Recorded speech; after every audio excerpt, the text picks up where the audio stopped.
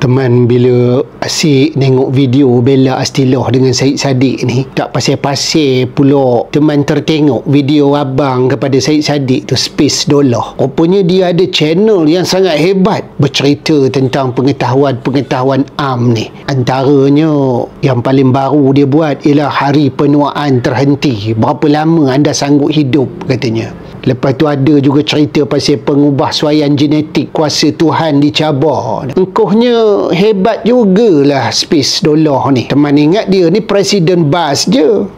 Rupanya banyak juga cerita-cerita pasal pengetahuan am ni. Jadi teman pun rasa berminat jugalah nak buat juga video-video rupanya ni. Cuma lorat Perak teman ni pekat sikit lah. Susah jugalah nak ngubah lidah ni atau udah orang Perak ya. Janganlah kau memarah pula. Bagus jugalah Space Dollar ni. Dia buat channel-channel apa ni, ada juga pasal benda yang patut kita tahu. Contohnya Ajinomoto, MSG ke. Kita kena tahu tu. Jangan sedap je nak makan hari-hari. Jadi pada kali ni teman nak buat jugalah ala-ala Space Dollar ni. Iaitu cerita pasal rumah kerabat di Raja Perak di Kuala Kangsar iaitu namanya Baitul An-Nur. Jadi mohlah kita tengok mana rupa rumah Baitul An-Nur di Bukit Candan tu. Jadi ini rumah milik kerabat di Raja Perak yang memang dah lama dah tak didiami dah orang. Baitul An-Nur iaitu rumah yang dibina khas oleh Raja Kecil Sulong Perak, Raja Harun Ar-Rashid pada tahun 1912 dulu.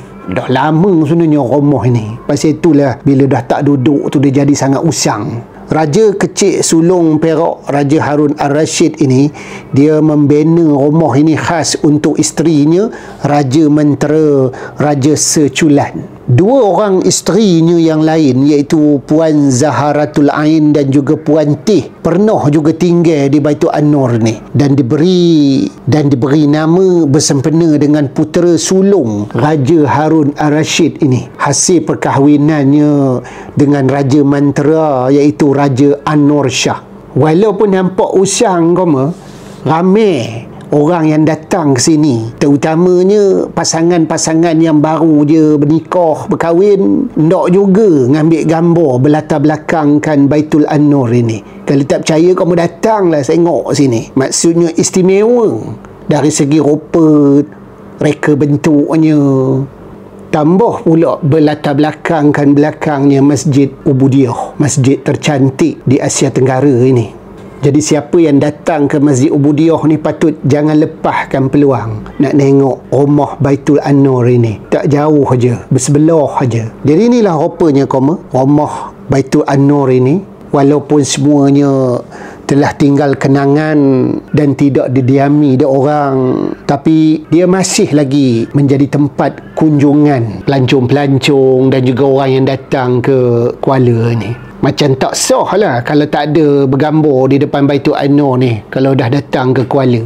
Jadi itulah sedikit sebanyak konten teman ini ala-ala Space Dollar jugalah. Selain daripada kita nak buat cerita pasal Bella Astillah dan juga Syed Saddiq ni, teman tertarik jugalah dengan abang Syed Saddiq tu, konten-kontennya.